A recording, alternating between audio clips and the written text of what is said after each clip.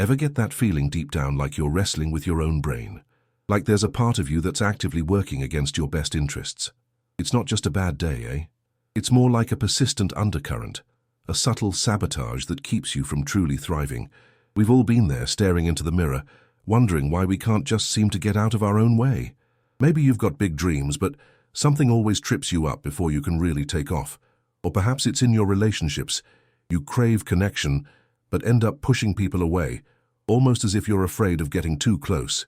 It's easy to brush it off, to tell yourself you're just not good enough, or that you're destined to be stuck in this rut. But what if there's more to it than that? What if these feelings are actually symptoms of something deeper, a sort of internal script that's been playing on repeat for far too long?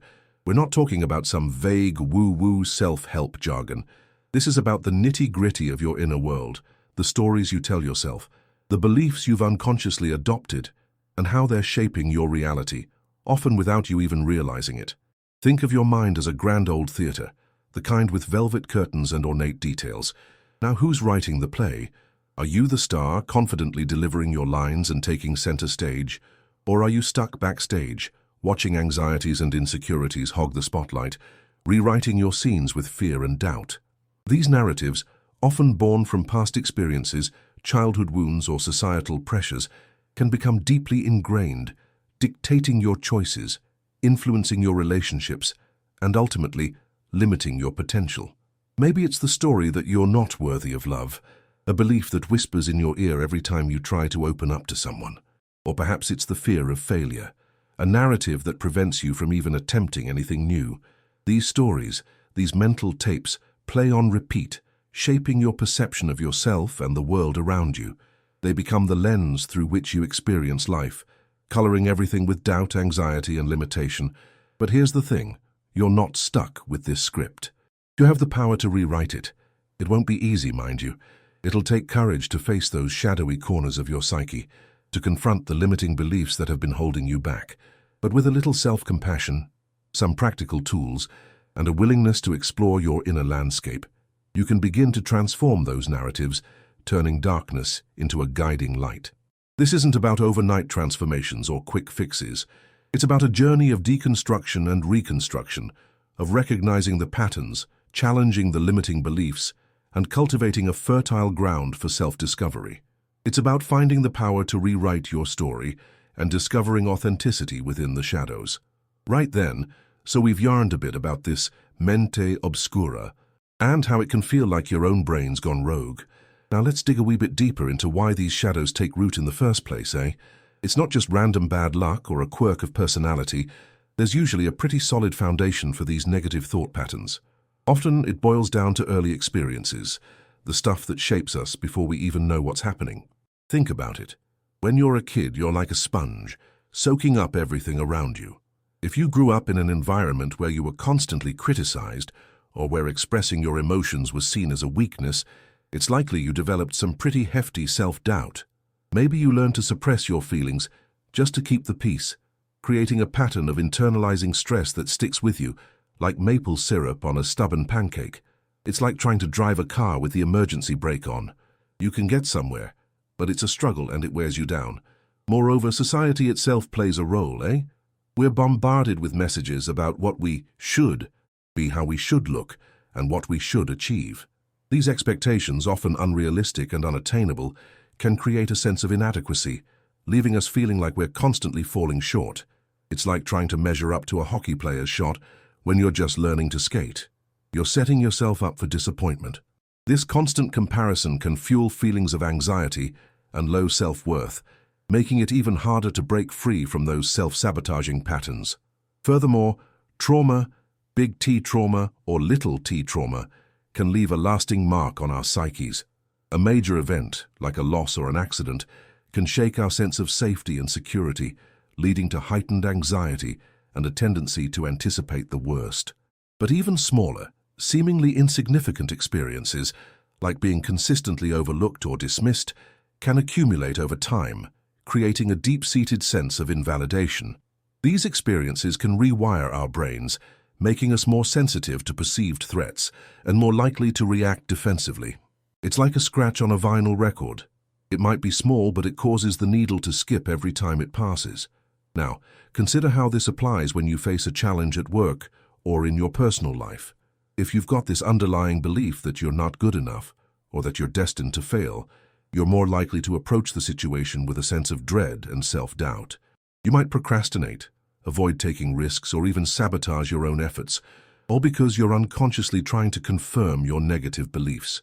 It's a self-fulfilling prophecy, eh? You expect to fail, so you act in ways that make failure more likely. The trick then is to understand where these shadows come from, to trace them back to their source. It's about recognizing that these negative thought patterns aren't inherent flaws, but rather learned responses to specific experiences. Once you understand the root cause, you can start to challenge those beliefs and create new, more empowering narratives. So after all that chin-wagging, we're starting to see the forest for the trees, aren't we?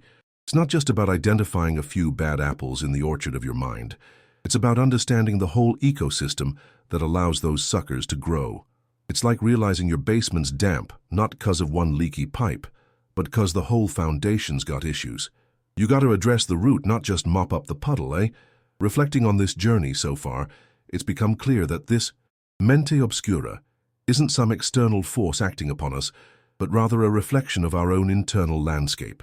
It's the echo of past hurts, the shadow of unmet needs, the whisper of limiting beliefs that we've carried around for far too long. It's like lugging around a hockey bag full of bricks. You can still skate, but man, it's going to be a slog, eh? And the longer you carry it, the heavier it gets. Drawing these strands together, we see how intricately woven our past experiences are with our present perceptions. It's not about blaming anyone or dwelling on what could have been. It's about acknowledging the impact these experiences have had and choosing to respond differently in the future. It's like learning to read the ice before you skate, understanding the cracks and bumps so you can navigate them with grace and avoid a nasty spill, eh? In light of these insights, the path forward becomes clearer, even if it's not always easy. It's about cultivating a deeper understanding of ourselves, a willingness to explore those shadowy corners with compassion and curiosity rather than judgment and fear. It's like shining a flashlight into the attic. You might find some cobwebs and dust bunnies, but you might also find some hidden treasures, eh? As we pivot towards the final reflection, let's consider the cumulative effect of these self-sabotaging patterns. They're not just isolated incidents. They're like termites, slowly eating away at the foundation of our lives, weakening our relationships, stifling our creativity, and limiting our potential. But the good news is we can call in the exterminator, eh? We can learn to identify those termites, treat the wood, and rebuild a stronger foundation. The real kicker is recognizing that we're not alone in this. Everyone battles their own internal demons, their own mente obscura. It's part of the human condition, eh? But by sharing our experiences, by offering each other support and encouragement, we can create a community of resilience, a place where we can all learn to shine a little brighter, even in the darkest of times. So, let's get ready to wrap this up, eh? We're just about to find out how to put all this good thinking into action and start rewriting our own stories, one page at a time. All right, so we've had a good old yarn about the shadows in our minds, the mente obscura, that can make us feel like we're skating uphill both ways, eh? We've poked around at where these shadows come from, how they take root, and the ways they can trip us up when we're just trying to live our lives. Now it's time to pull it all together and figure out what to do with this newfound understanding, eh? Think of it like this. Imagine you're paddling a canoe down a river. The mente obscura is like a sneaky current that's constantly trying to pull you off course, towards the rapids or the muddy banks. You can't just ignore it. You got to learn to read the water, to anticipate the current, and to paddle accordingly, eh? You got to develop the skills to navigate those challenging stretches, to keep your canoe pointed in the right direction, even when the going gets tough. And that's what this whole journey has been about. Developing those skills, learning to read the currents of your own mind, and finding the strength to paddle against the mente obscura. It's not about eliminating the shadows altogether. That's just not realistic, eh? Life's going to throw curveballs, and we're all going to have our moments of doubt and insecurity. But it's about learning to recognize those moments, to acknowledge the shadows without letting them consume us, and to keep moving forward, one paddle stroke at a time. The real kicker, though, is that this isn't a solo mission, eh? We're all in this canoe together, paddling down the same river.